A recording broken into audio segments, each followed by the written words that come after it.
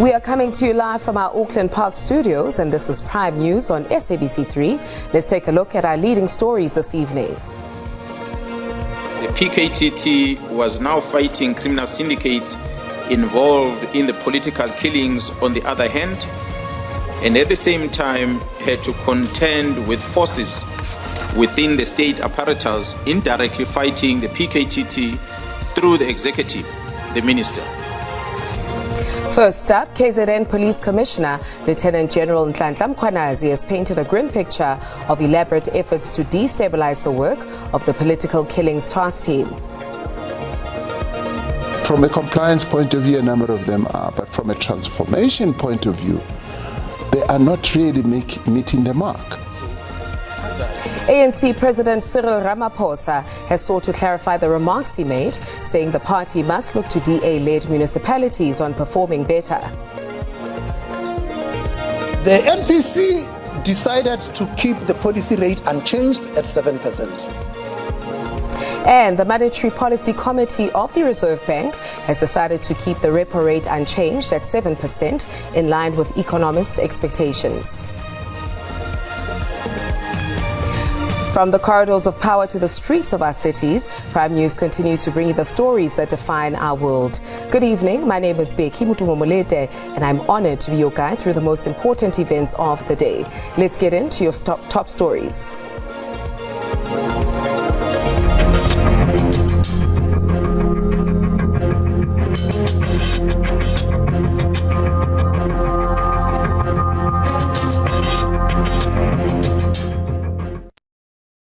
First up, KZN Police Commissioner Lieutenant General Nhlanhla Mkhwanazi has painted a grim picture of elaborate efforts to destabilize the work of the political killings task team, PKTT, charging that the dots will connect at a later stage. Mkhwanazi is on the stand at the Madlanga Commission as he gives his evidence on allegations of criminality, political interference and corruption in the criminal justice system. It was an exercise of joining the dots during the second day of the Madlanga Commission, as Lieutenant General Nhlanhla Mkhwanazi illustrated a common trend in what he describes as efforts to frustrate the work of the political killings task team. Once the investigative lens touched alleged close associates of the now suspended police minister, Senzo Mchunu. The PKTT was now fighting criminal syndicates involved in the political killings on the other hand, and at the same time had to contend with forces within the state apparatus indirectly fighting the PKT through the executive, the minister, and highly placed members of SAPS with the view to sabotage critical investigation. According to Mkhwanazi, these efforts allegedly came from various role players, including members of parliament. Mkhwanazi dropped the name of National Coloured Congress MP, Fadiel Adams, who was seemingly painted as an individual who allegedly abused his access to intelligence information to make a quote-unquote non-complaint, which would interrupt the administration of justice insofar as a probe into a drug cartel. He further implicated DA MP Diane Collar-Bernard in similar efforts. Intention is to stop the investigation of this cartel and the operations of this cartel. Mkhwanazi moved to law enforcement agencies and their close links to organized crime syndicates. He fingered a JMPD officer that is allegedly an associate of alleged cartel member Katiso Molefe and used his office to conduct favors for Molefe. A police officer of his status is indeed conducting himself in an unprofessional manner, and the unlawful conduct of abusing the state resources as well as his position as a police officer in order to benefit his friends, in this case Mr. Molefe. The Commission's task of joining the dots continues. Kani Mapanga, SABC News, Pretoria.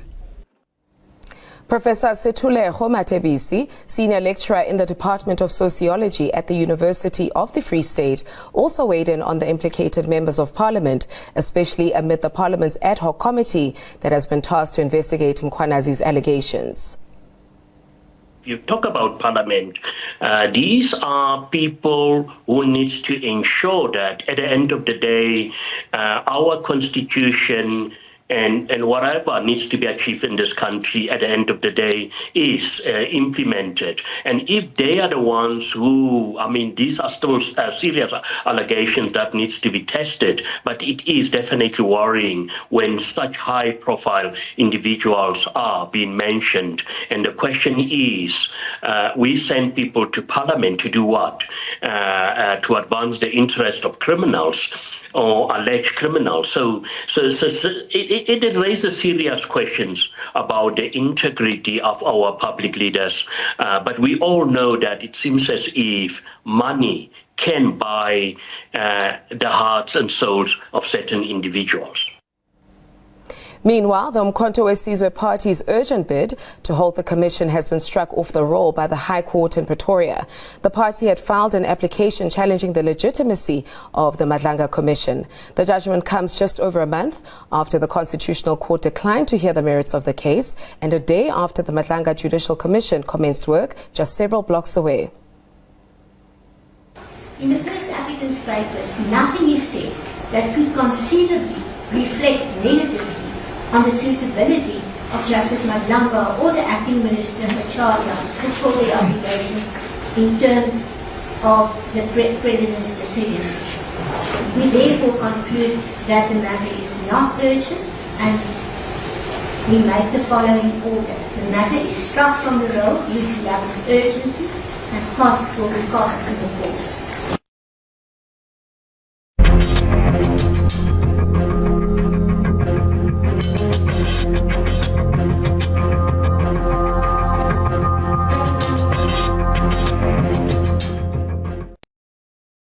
In other news, in an exclusive interview with the SABC this evening, ANC President Cyril Ramaphosa addressed a wide range of issues facing the party and the state, including the Madlanga Commission of Inquiry.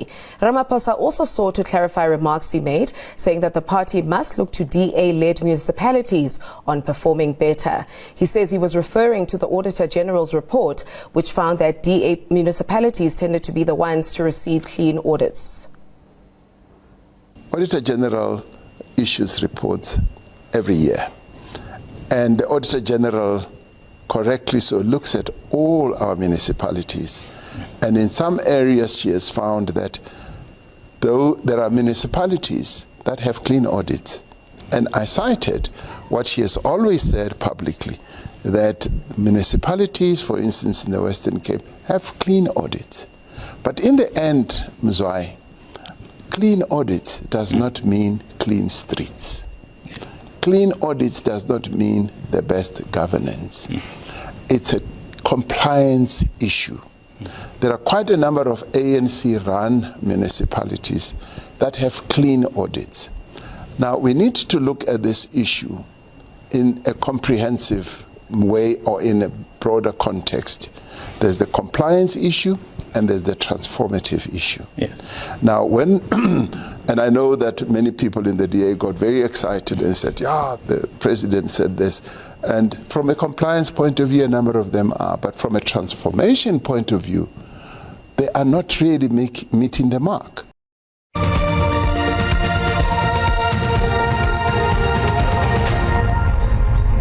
Welcome back to Prime News on 3. We move on to the following. The Monetary Policy Committee of the Reserve Bank has decided to keep the repo rate unchanged at 7% in line with economist expectations.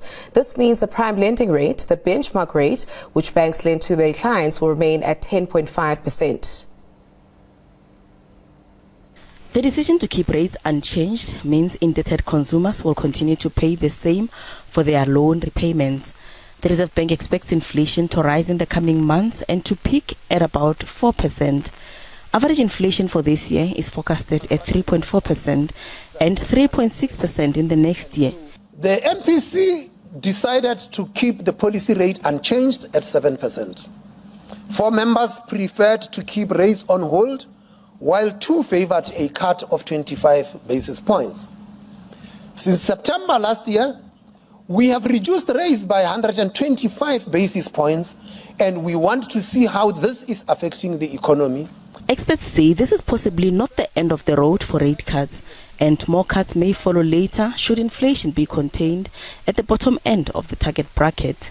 Inflation is quite benign, but the Reserve Bank increased its inflation forecasts from the previous meeting's projections. Inflation is still above the 3% level preferred by the Reserve Bank, and inflation expectations also exceed the 3% now preferred by the SAB. FNB senior economist Koketso Mano says the rate cuts may resume only next year. There's expectations that inflation will lift in the second half, so that will complicate any thoughts or anticipation that you will get to see the resumption of the cutting cycle very soon. Gloria Sefako Mosi, SABC News, Johannesburg. Police in Gauteng are investigating a case of murder after the chairperson of a Soweto Taxi Association was shot and killed earlier today. The man was shot in his vehicle on the Soweto Highway en route to the Johannesburg CBD. We cannot confirm that it's related to taxi violence, but we suspect that it is related to taxi violence, taking into account that the victim is the chairman of the taxi association. As the police, we've got a taxi violence task team that is investigating cases that are related to taxi violence. For now, this case, as soon as it is confirmed that it's related to taxi violence, it will be taken by that task team that will start with the investigation. Authorities in Cape Town say taxi organizations are generally complying with closures on various taxi routes in the city. No major incidents were reported on day one of the closures on various taxi routes in Cape Town yesterday. However, 6 taxis were impounded for operating illegally on the closed routes. The closures on the routes got off to a peaceful start. Affected areas include Khayelitsha, Mfuleni and Nomzamo. Commuters have been forced to make use of alternative modes of transport, such as buses and trains. The Western Cape government announced the closures last week following a spike in taxi-related violence and several murders over the last few weeks. The things that are happening here, you get scared, man. Everything is happening so fast here. Like when you go to work, you have to be scared. Like you have to think twice, and then even Ubers, they don't enter here because taxis are fighting with them. So it's quite dangerous, man. It's very dangerous. When I'm in the taxi, I'm not feeling safe because I don't know what's going to happen to me, but I have to risk because I have to go to work. The city of Cape Town says 6 taxis have been impounded so far for operating illegally on the routes that are closed. And the city's Portfolio Committee for Safety and Security is also proposing amendments to traffic bylaws regulating impoundments in order to change road users' behavior and make roads in the city safer. It can be impounded without a notice if the driver is operating the vehicle without a valid driver license, or where applicable, a valid professional driving permit. C says the vehicle will be impounded if the vehicle is obstructing a public road or entrance to a critical infrastructure or emergency services facilities, including fire stations, hospitals and police stations. Corbin August, SABC News, Cape Town. The government says it has set aside 1 trillion rand to improve infrastructure in South Africa over the next 3 years. Deputy President Paul Mashatile revealed this during his keynote address at the Mini-Meg meeting in Gqeberha, Eastern Cape. Deputy President Paul Mashatile has emphasized the importance of infrastructure as the backbone of the economy. He told the sitting that their first stop in creating a growing economy and providing much-needed jobs is prioritizing infrastructure. He says the government will inject 1 trillion rand in infrastructure over the next 3 years. Government has committed to spend over 1 trillion rand over the next 3 years by improving public infrastructure throughout the country. The Ministry of Public Works says both public and private sectors must be unified to strengthen infrastructure. That project will deliver 75 megawatts of reliable, renewable power to the national grid and create hundreds of new jobs during construction, while dedicating 1% of its revenue to local socio-economic development. It is exactly that type of project that demonstrates that infrastructure can simultaneously meet service delivery needs while empowering communities and boosting economic growth. With more than R1 trillion on the table, government's pledge raises expectations in communities across the Eastern Cape. The test will be in translating commitments into visible projects and jobs on the ground. Kim Daniels, SABC News, Gqeberha.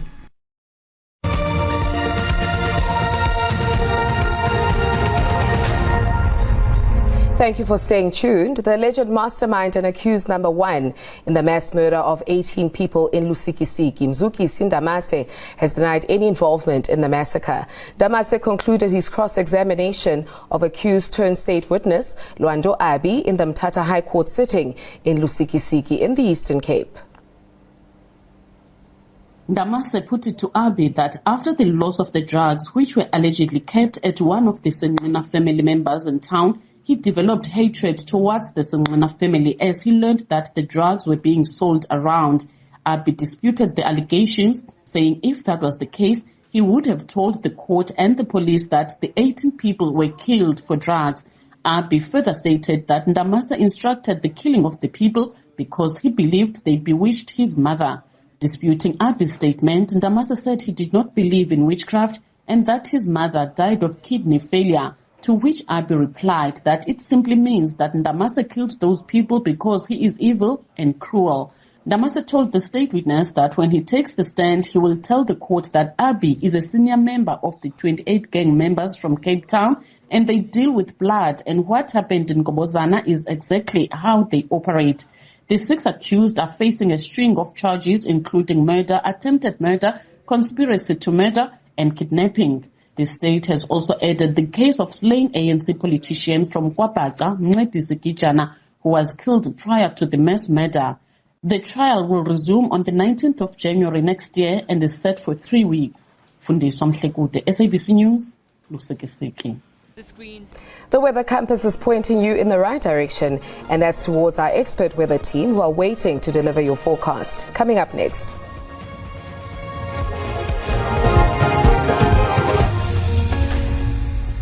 Thank you very much and a very warm welcome to the weather desk. It was another fine day in most areas of South Africa over the central interior, with just a band of high-level clouds across the central interior and some partly cloudy skies along the east coast of the country for tonight. There is also a slight chance of rainfall along the east coast and the adjacent interior with a 30% probability of rainfall, but clear weather conditions will persist across the central interior of the country and very windy conditions can be expected in the south coast of South Africa for tonight. And tomorrow expecting more chances of rainfall in the north coast of KwaZulu-Natal at a 60% probability and even spreading to the low field of Limpopo and Mpumalanga at 30%, and further westwards in the afternoon, a few passing thunder showers can be expected across the western interior of the northwest province, and some fog patches can be expected over the southern and eastern escarpments of South Africa in the morning, but clearing as the day progresses. There is a warning of runaway fires across the Northern Cape, some areas in the western interior of the northwest and the western parts of the Free State as a result of very hot, dry and windy conditions.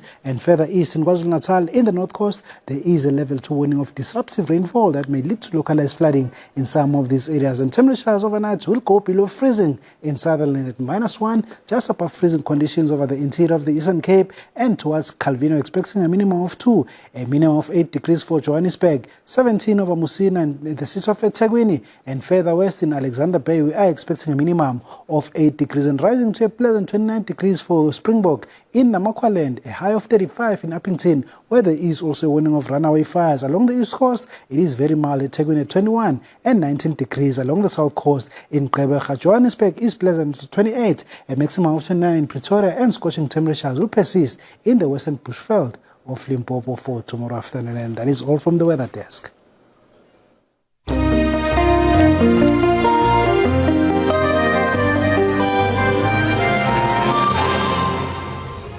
And that is the bottom line. Thank you for tuning in. Let's do this again tomorrow, same time, same place. From myself and the team, stay ahead of the curve. Good night.